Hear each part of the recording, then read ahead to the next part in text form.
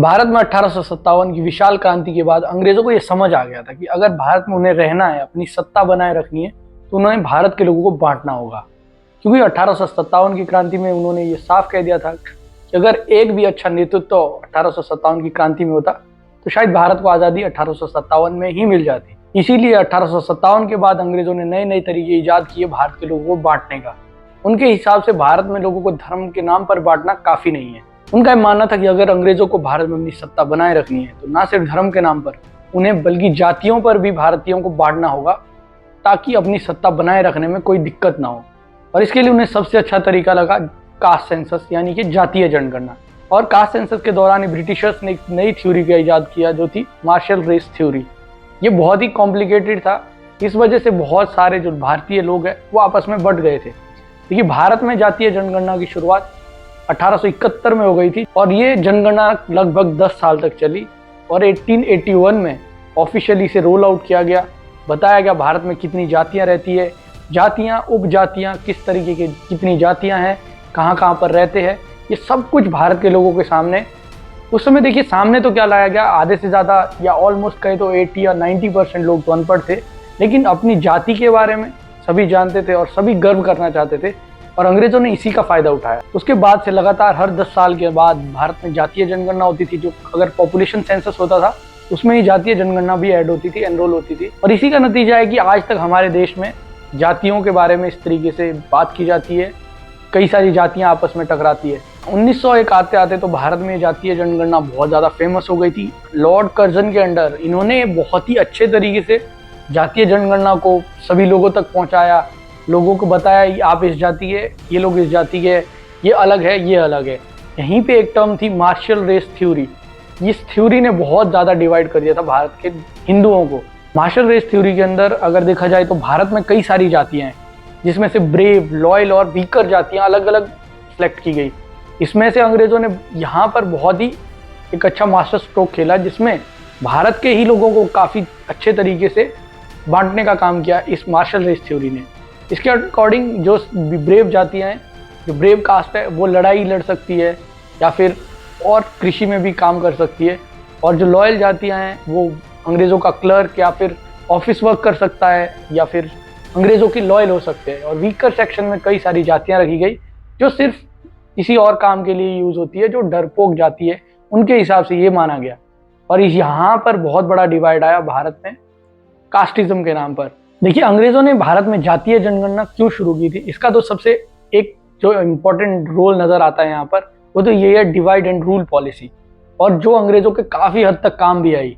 Divide and rule अंग्रेजों ने खूब चलाया और काफ़ी हद तक अंग्रेज इसमें सफल भी रहे।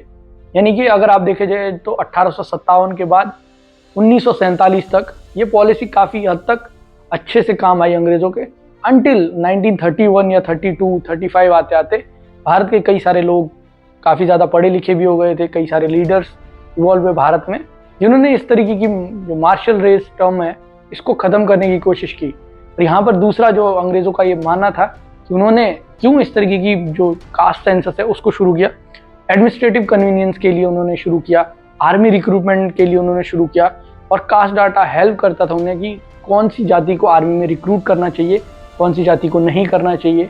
यहीं पर वो मार्शल रेस जो थ्योरी है उसने बहुत ज़्यादा इम्पैक्ट डाला था भारत के लोगों के ऊपर। इवन 1931 आते आते ये इतना ज़्यादा इम्पैक्ट कर गया था भारत में कि पॉलिटिक्स का बहुत बड़ा मुद्दा बन गया था जातीय जनगणना। उस समय के लीडर्स ने, कई सारे लीडर्स ने इसका काफ़ी ज़्यादा विरोध भी किया, लेकिन कई सारे ऐसे भी लीडर्स थे जिन्होंने इसका कोई भी विरोध नहीं किया। उनके हिसाब से खासतौर से जो पिछड़े वर्ग के लीडर्स थे, उनका तो ये कहना था कि अगर ये जातीय जनगणना हो रही है तो उससे काफ़ी ज़्यादा फायदा वीकर सेक्शंस को हो रहा है, जो पिछड़ी जातियाँ हैं उनको हो रहा है, क्योंकि पॉलिटिक्स में इसका काफ़ी ज़्यादा इस्तेमाल किया जाने लगा। वीकर सेक्शंस के लीडर, जो पिछड़े वर्ग के लीडर्स हैं, वो बढ़कर चढ़कर आगे आने लगे, क्योंकि उनके पास वोट बैंक बढ़ चुका था। जाति के नाम पर काफ़ी ज़्यादा वोट पड़ने लग गए थे, लोग अपनी जाति के ही लीडर को चुनने लग गए थे। भारत में जो आखिरी कास्ट सेंसस हुआ था वो 1931 में हुआ था और 1941 में होना था अगला सेंसस। वर्ल्ड वॉर हो गया और 1947 में भारत को आज़ादी मिल गई थी। At the stroke of the midnight hour, when the world sleeps, India will awake to life and freedom. और यहीं पर भारत के जो लीडर्स थे उन्होंने बहुत ही इंपॉर्टेंट स्टेप लिया। तो भारत में जातीय जनगणना को टोटली बंद कर दिया जाएगा। खाली एससी और एसटीज की जनगणना की जाएगी, उसके अंदर ही सभी जातियों को, पिछड़ी जातियों को रखा जाएगा एससी और एसटीज के अंदर। लेकिन जो ये कास्ट सेंसस जिसमें हर एक जाति उपजाति बताई जाती थी, उसे टोटली बंद कर दिया गया भारत के अंदर, क्योंकि भारत के लीडर्स का ये मानना था कि अगर कास्ट सेंसस कंटिन्यू चलता रहा तो ये और ज़्यादा डीप इनरूटेड हो जाएगा भारत के लोगों के अंदर, और ज़्यादा बंटवारा कर देगा हिंदुओं के अंदर भारत में, जिस कारण जातीय जनगणना को भारत में बंद कर दिया गया आज़ादी के बाद। लेकिन अगर आज भी देखा जाए तो भारत में जातीय जनगणना के वजह से जो डिवाइड शुरू हुआ था वो अभी तक बहुत ज़्यादा भारत के लोगों के अंदर तक जा चुका है। अगर आप देखेंगे यहाँ पर लीडर्स वही चुना जाता है जो अपनी जाति का हो, चाहे वो करप्ट हो चाहे वो करप्ट नहीं हो। दूसरी जाति का लीडर चाहे कितना ही अच्छा हो, कितना ईमानदार हो, अच्छा काम करने वाला हो, लेकिन लोग अपनी ही जाति के लोगों को चुनेंगे। हम लोग पासवान है तो पासवान के न चुनेंगे, ऐसा भी है। हाँ ऐसा भी है। जात के न चुनेंगे। क्यों? क्यों? ये उस समय से ही ट्रेंड शुरू हुआ जब अंग्रेजों ने जातीय जनगणना शुरू की। देखिए मैं आपको सेंसस के बारे में या जनगणना के बारे में थोड़ा सा बता देता हूँ। यहाँ पर सेंसस यूनियन लिस्ट में आता है, यानी कि सेंट्रल गवर्नमेंट द्वारा कंडक्ट किया जाता है, और इसमें स्टेट गवर्नमेंट का भी काफी रोल रहता है। और अगर आप देखेंगे हर 10 साल बाद भारत में सेंसस होता है, यानी कि 2021 में होना था लेकिन नहीं हो पाया कोविड की वजह से। 1881 में जब पहला सेंसस हुआ था तो भारत के सेंसस कमिश्नर थे WC प्लोडन, और अभी भी जब सेंसस होता है तो भारत सरकार द्वारा सेंसस कमिश्नर अपॉइंट किया जाता है, और स्टेट गवर्नमेंट द्वारा भी कई सारे ऑफिसर्स अपॉइंट किए जाते हैं, और हर 10 साल बाद सेंसस किया जाता है, जिसमें स्टेट गवर्नमेंट ही प्रोवाइड करता है पूरा स्टाफ सेंसस करने के लिए, और मोस्टली इसमें स्कूल टीचर्स ही होते हैं। भारत में जो जनगणना 1971 में हुई थी उसे काफी इंपॉर्टेंट माना जाता है, क्योंकि वो 2 फेजेस में हुई थी, हाउस लिस्टिंग सेंसस और पॉपुलेशन सेंसस। हाउस लिस्टिंग में बताया जाता था, पूछा जाता था लोगों को घर जाकर आप कैसे घर में रहते हो, आपके घर में कुकिंग की सुविधा है, फ्यूल की सुविधा है, या फिर टॉयलेट, या फिर आपका रहन सहन कैसा है, खान पान कैसा है, ये सब पूछा जाता था। और दूसरे फेज में आता था पॉपुलेशन सेंसस, जिसमें पूछा जाता था लोगों से एज, सेक्स, रिलीजन, और या वो पिछले वर्ग से आते, SC ST में तो नहीं आते, ये सब पूछा जाता था 1971 में जो सेंसस हुआ था। कास्ट सेंसस 1931 में हुआ था आखिरी बार भारत में। काफ़ी पुराना तो हो चुका है, लेकिन अभी भी इतना ज़्यादा पुराना ही नहीं हुआ है कि यहाँ पर पॉलिटिक्स का मुद्दा ना बन पाए। 1980s में मंडल कमीशन आया था, यहाँ पर बहुत ही ज़्यादा कंट्रोवर्सी हो गई थी जब मंडल कमीशन ने कास्ट सेंसस के लिए या फिर कई सारी और जातियों को, OBCs, अदर बैकवर्ड क्लासेस में डालने के लिए 1931 का कास्ट सेंसस का डाटा इस्तेमाल किया था। सोचिए आप, 1980s में 1931 का डाटा यूज़ किया गया। इसकी वजह से कई सारे लोगों का कहना था कि ये सेंसस बहुत पुराना है, ये डाटा बहुत ज़्यादा पुराना है, इस वजह से कई सारे डिबेट खड़े हो गए थे उस वहाँ पर।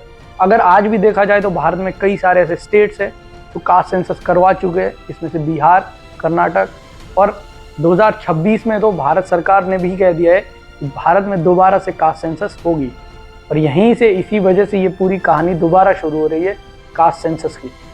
30 अप्रैल 2025 को भारत सरकार ने अप्रूव कर दिया है कि भारत में कास्ट सेंसस होगा 2026 और 27 में। भारत सरकार का ये कहना है कि कास्ट सेंसस करना ज़रूरी हो गया है अगर हमें वीकर सेक्शन, जो पिछड़ी जातियाँ हैं, उनके रिप्रेजेंटेशन को बढ़ाना है, और अगर उनके वेलफेयर के लिए कुछ काम करना है, सोशल जस्टिस के लिए काम करना है, कास्ट सेंसस बहुत ज़्यादा ज़रूरी है। और सोशियो इकोनॉमिक जो इनइक्वलिटीज़ है भारत में कास्ट को लेकर, उसे ख़त्म करने की कोशिश की जा रही है कास्ट सेंसस के द्वारा। खासतौर से रिप्रेजेंटेशन में आगे बढ़ाना है, जो कई सारे जो लोग पीछे छूट गए। यही कारण है कि भारत सरकार दोबारा से अप्रूव करी कास्ट सेंसस को। लेकिन जब आखिरी बार भारत में कास्ट सेंसस हुआ था, उसके बाद भारत के लोग आपस में इतने ज़्यादा बट गए थे कि वो आज तक चला आ रहा है। उस समय भी लीडर्स ने, कई सारे लोगों का कहना था कि कास्ट सेंसस की वजह से भारत के हिंदूज काफ़ी ज़्यादा बट गए हैं आपस में ही। और अब एक बार फिर दोबारा से भारत सरकार द्वारा कास्ट सेंसस को करवाने की बात की जा रही है।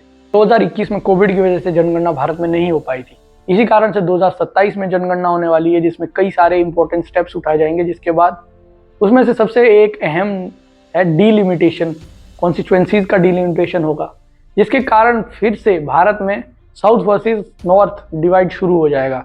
इसके बारे में अगर आप जानना चाहते हैं डीलिमिटेशन की वजह से क्या प्रॉब्लम्स भारत में होगी, साउथ वर्सेस नॉर्थ क्यों डिवाइड होगा, इसके लिए मैं एक अलग से वीडियो बनाऊंगा। पॉपुलेशन की वजह से जो डीलिमिटेशन कॉन्स्टिट्यूएंसीज की होगी, उससे कितनी ज़्यादा प्रॉब्लम भारत में शुरू होने वाली है।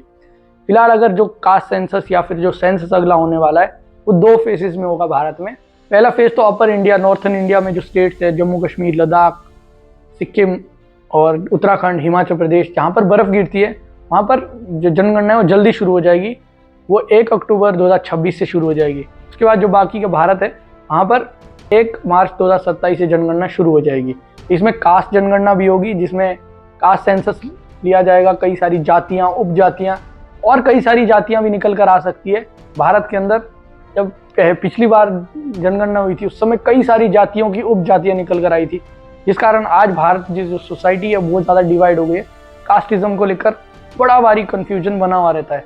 ये जब भारत में कास्ट सेंसस का विरोध होने लगा, 1931 तक लोगों को समझ आने लगा कि ये हमें डिवाइड करने के लिए किया जा रहा है, तब तक पॉलिटिकली बहुत ज़्यादा डीप रूटेड हो चुकी थी कास्ट बेस्ड पॉलिटिक्स, जो आज तक देखी जाती है भारत के अंदर। अगर आप देखेंगे कई सारे रीजन्स तो ऐसे हैं भारत में, यहाँ पर जिस जाति का लीडर होगा, जिस जाति के ज़्यादा लोग होंगे, वही जाति के लीडर्स जीतेंगे, चाहे वो फिर कितने ही ज़्यादा करप्टेड हो, कितने ही ज़्यादा ऐसी एक्टिविटीज़ में इन्वॉल्व हो जो गैर कानूनी मानी जाती है, लेकिन फिर भी लोग उसी जाति के लीडर को वोट देंगे।